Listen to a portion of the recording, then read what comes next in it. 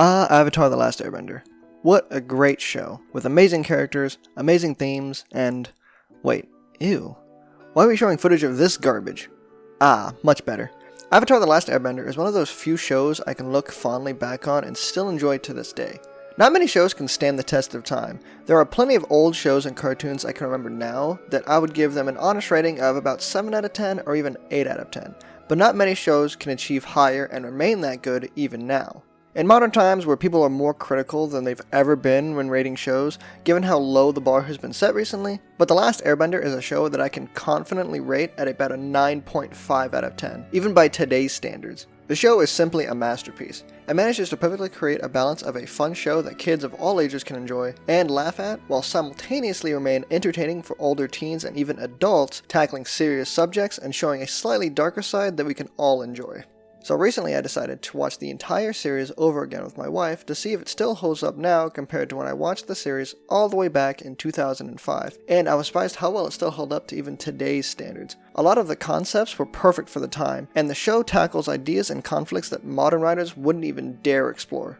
Speaking of, modern writing is probably something I'll tackle in a future video, because a lot of modern writers who think they're being clever and smart, and think their ideas are nuanced just aren't, and could take a lesson from shows like Avatar and Teen Titans, shows that came out almost 20 years ago and still hold up today. So here, I'll be taking a look back at the show from the beginning and tackling different topics that I think the show nailed, while simultaneously giving the show criticism in areas that I think it could have improved on. Granted, things I dislike about The Last Airbender are very few and far between, and is just me scraping the bottom of the barrel, but I'll be sure to address them as I go, since I wanted to take an objective look at the series without the nostalgia goggles that blind most viewers from old shows like this. So, join me as I take a walk down memory lane with you and take you guys on a journey through Avatar: The Last Airbender, a retrospective.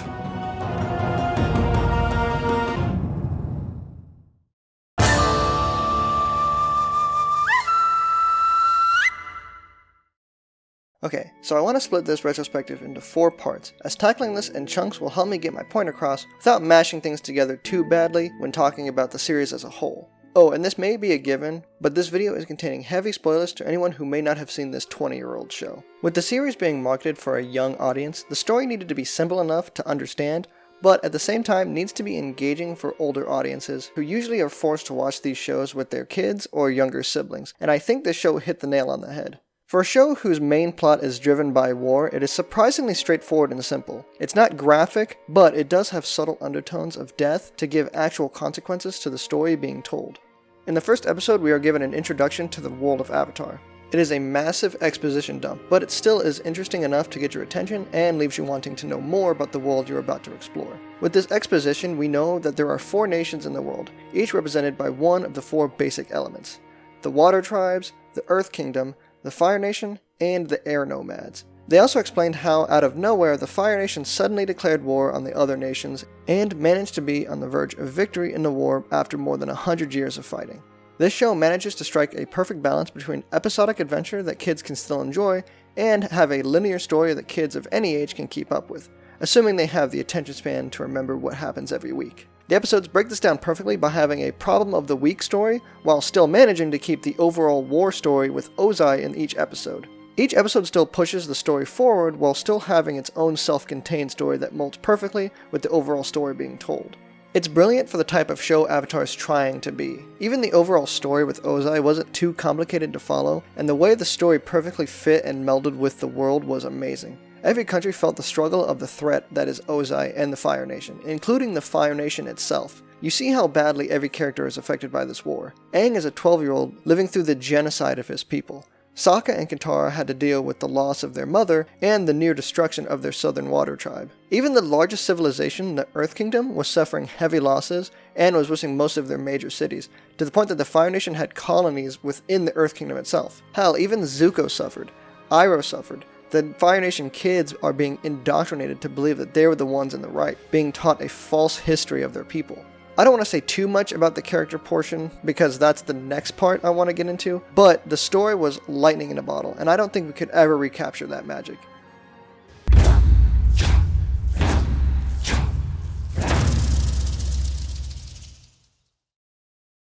Something I can give this show massive credit for is the characters. Nearly every main character of this show has some sort of character arc. The main cast obviously gets some sort of arc. Zuko and Aang probably have the best ones out of the whole cast. Let's break down these arcs bit by bit, but only for the main cast, otherwise we'd be here all day. Sokka had two major arcs. One was obviously his sexism. This is a word I don't like throwing around casually, because many words now get tossed around meaninglessly, but this accurately describes his behaviors, especially if you consider the time it was written. You can't really blame Sokka too much on this, as this was obviously how he was raised, and you can see this when they enter the Northern Water Tribe back in Season 1, where the women there are the healers and the men are the warriors. This reflects real-life history, as for the longest time, women really didn't fight in wars, so it was meant to reflect that. Sokka would then meet an Earth Kingdom warrior tribe known as the Kyoshi Warriors, who are a group of female warriors. The main girl, Suki, kicked his butt, and so this would start Sokka's journey to start respecting women far more as warriors. But it wasn't just him acknowledging the fact that they were female warriors who happened to be good warriors, he was acknowledging the fact that they were good warriors who just so happened to be female.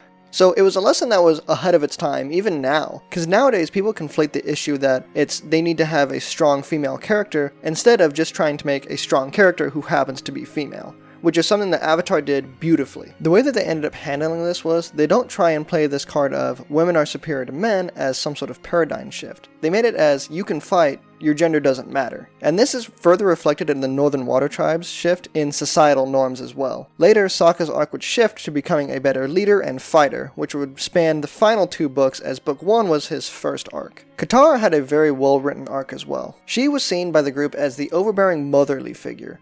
Both hers and Sokka's arcs make sense in the context of what happened to them as children. Sokka was taught to be a warrior like his dad and to protect their tribe. However, their mom died when they were both young, and all the waterbenders of the southern tribe were nearly all wiped out, save for one, Katara herself. But their mother was killed protecting her. With only her and her grandmother left in the tribe, Katara had to mature quickly and become essentially the mother of the southern tribe. This caused her to be very gentle for sure, but also caused a massive ego problem and a chip on her shoulder for nearly all Fire Nation people, regardless of civilian or soldier. What makes this dynamic particularly compelling is that everyone learns from each other's wisdom, not just one person teaching everyone. Though I guess Io is the man for pretty much all wisdom, but he is much older and although flawed, he did go through a lot, but aside from Iroh, everyone learns from each other. In the case of Katara, she learns a lot from not only Aang, but also Sokka, who also teaches the whole gang that much of the Fire Nation civilians are innocent. This is shown when the character Jet tries to wipe out a whole Fire Nation village filled with civilians and stopped him from killing an old man, as in Jet's mind, they're all guilty by association. Much later, she had to get over her anger for the man who killed her mother and forgive Zuko in the process in the final season. Also, the whole bloodbending episode was crazy as well, as it also showed that she would blindly follow another waterbender and shows that there can be good and evil on both sides, making them more cautious throughout the series. Katara is a great example of a strong female character done right, as she earned the power she got. Her growth was natural as she was kind of a newbie at the start and still needed to be trained. Hell, Aang picked up on lessons faster than her, but she ends up becoming a badass in her own right by the end of the series, and ends up being a better waterbender than Aang, despite Aang having to learn all 4 elements. Next up, Toph had a very interesting story arc. See, because Toph is blind, but this doesn't stop her. She can see through vibrations with her feet. She is essentially Daredevil of Avatar, and she kicks ass to boot. Toph spent her whole life being treated as fragile due to her blindness, but despite that, she has become one of the strongest earthbenders ever, and later becoming arguably the best come later down the line. However, because of this, she wanted to leave the high life and be herself. But this has also made her not want to accept any help from anybody, and believes she can carry her own weight and any amount of help she views as charity due to her blindness. This is something that Toph had to overcome, though it is a nice change of pace to see Toph in contrast to how Katara is. Given how Katara is more motherly, Toph doesn't want a mother figure and she wants to be treated like a normal person, so they tend to butt heads more than anyone else. She does get over this for the most part, though it still pops up every now and then. Beyond that, she eventually invented metal bending, which is perfect for a character like her, as she was able to see vibrations and notice the imperfections of metal, and notice the properties of earth within it in order to bend it. Next up is Aang, who is a 12-year-old who is forced to deal with the massive responsibilities of the Avatar, and is dealing with the guilt of abandoning his responsibilities, leading to the genocide of his people. He has to try and find a way to balance out the world, but eventually gets too big for his britches every so often, as he eventually loves getting the attention as the Avatar, but realizes there is real responsibilities that he must uphold as the Avatar, along with having to learn to forgive even someone like Zuko, who his entire time on the show up to that point of his redemption tried to capture Aang in an attempt to please his father. He had so much baggage that there was an entire episode where he had to come to terms with all of it in order to unblock his chi so he could master the Avatar state. It's an awesome way to acknowledge one's self-doubt and guilt that plagues us. Of course, I have to save the best for last, Zuko, who has probably one of the best redemption arcs I've ever seen. Now, there is a point in the show that I wish had been slightly different when dealing with his redemption. I do feel like Zuko's time as a redeemed hero felt way too short. I think he should have been redeemed or started his redemption shortly after Book 2, so that way we had all of Book 3, Book Fire, to teach Aang how to firebend. It's still fine where it ended up, but I just wish his time as a good guy was a little longer, or maybe just slightly extend the third season. I only really say redemption arc because that's what Zuko is most known for. However, I would argue Zuko was never really a villain.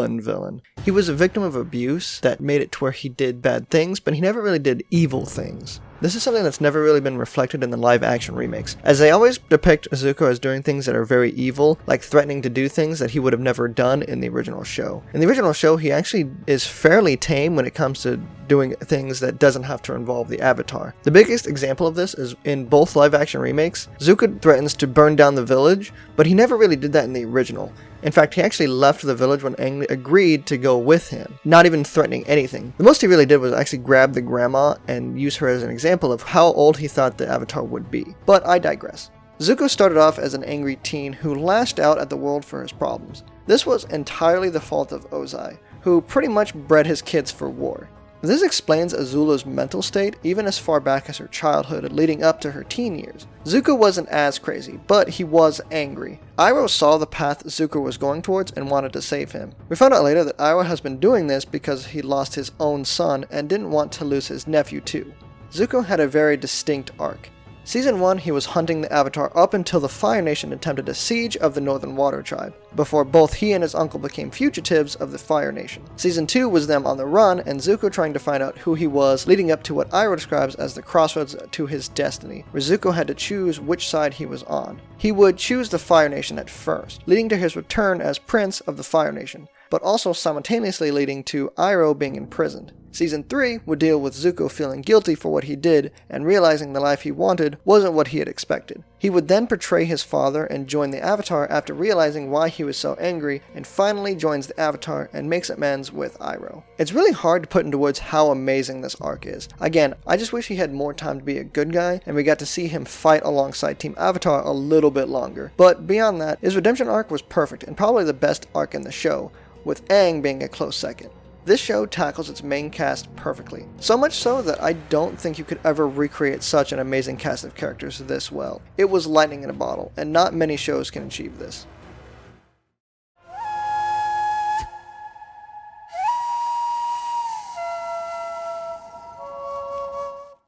If there is something this show nails other than character arcs, it's the lessons that it teaches. Obviously, being a show for kids, it's going to have a lesson of the week, but many of them have connections to each other with a few overarching themes. One thing for sure it teaches is to never judge a book by its cover. Just in the first few episodes, we have everyone judging Aang because he's 12, but they forget that he's also the Avatar, and although yes, he is still a child, he wields a lot of power despite that. We also have the Kyoshi warriors, whom Sokka underestimates because they're women, as well as the king of Umashu, King Bumi, whom everyone prejudges as being a crazy old man, but he turns out to be one of the most powerful earthbenders in the Earth Kingdom. Those are just a few examples of this particular theme. We are also taught very early on that the Fire Nation aren't all bad people, and they're being dragged into that, and are just as much victims of this war as everyone else. We learn this when Jet tries to flood an innocent Fire Nation colony within the Earth Kingdom. We are also shown this towards the end of the series with the kids of the Fire Nation school. However, what makes this interesting is that it's been a recurring theme since the beginning, and not something that was just shoehorned in at the last minute to show empathy for the Fire Nation before its redemption. It shows how even they've been manipulated and indoctrinated by this war, started by Sozin and continues even now under Ozai. Avatar isn't afraid to talk about these mature themes, even if disguised under juvenile comedy and premises, but despite the juvenile coding the show has, it still finds itself entertaining for older audiences to connect with, and teaches important life lessons to kids. This is something modern cartoons lack heavily nowadays. Cartoonists now are so afraid to have any mature themes in their shows for kids, and now produces shows I can only imagine are meant to give kids brain rot. Either that or it's meant to torture teens and adults. It was common for shows back then like Ben 10 and Teen Titans to have much more mature themes, and it's sad that we don't really get shows like this anymore. Hell, many of these themes and lessons were removed in the live-action remake of the show because the showrunners clearly have no clue what they're doing and are so creatively or intellectually bankrupt to not understand the point of the original show's lessons.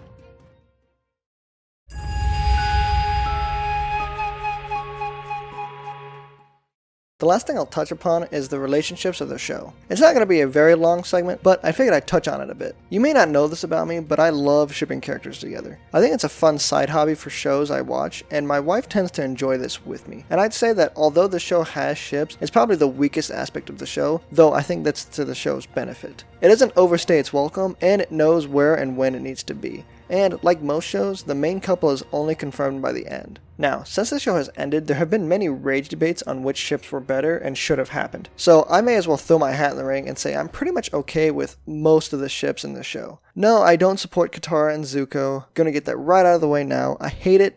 Burn it with fire. I like Aang and Katara. I think they're a sweet couple and it makes too much sense. Now, as for Sokka, I was a much bigger Sokka and Toph fan, though I was also never opposed to Toph and Zuko, but I much prefer Toph with Sokka. I didn't hate the idea of Sokka with Suki either, but I feel Suki needed much more screen time for me to like it more than Toph. But I'm still fine with the final outcome. And now, for the hot take before I end this segment, I do not like Zuko and Mei. Say what you will, she didn't have the chemistry nor screen time for me to support it. In fact, I saw much more evidence as to why they are a bad match more than anything, especially the way they treated each other prior to Zuko leaving after the eclipse. I was a much bigger fan of Jin. Now, I know she's a one-off character from the Tales of Ba Sing Se episode, but that says a lot that, to me, she had better chemistry with Zuko in the one episode she was in compared to every other episode that Mai had with Zuko throughout the entire series. So, call me crazy, I think Jin was better. Hell, I might make an entire video on this, but I digress. That's my thoughts on this for now.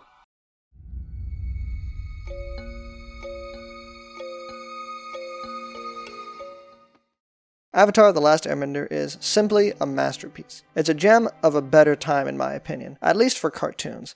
It's a timeless classic that still holds up today, despite how old it is, and the magic it made cannot be recreated even now. It was a lightning in a bottle, which made everything that came after it pale in comparison. Not that I wouldn't mind a good show even if it was not as good as the original, but that's not what we got. But that's a video for a whole nother day.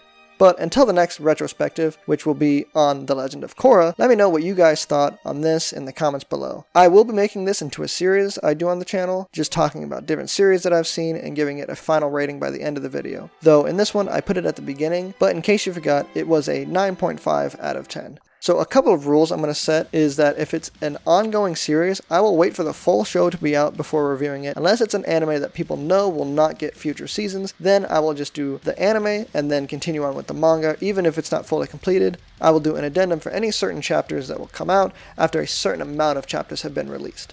But with that, did you guys like the video? Do you agree with my thoughts on the show? What show should I review next? If it's one that I've seen, I will make it for sure. If not, I'll have to watch the show first and get back to you on it. But until then, leave me all your thoughts in the comments below. If you like this video, please hit that like button. And if you really like this video and want to see more like it, why not consider subscribing for more if you guys enjoyed. And hit that notification bell for more videos like this. Also, check out all my socials in the description, as well as checking out my Patreon if you guys want to support me further. And until next time, guys, stay hype, stay awesome, stay weird, and be nice to each other. I'm CyberTech Werewolf, and I'll see you guys next time.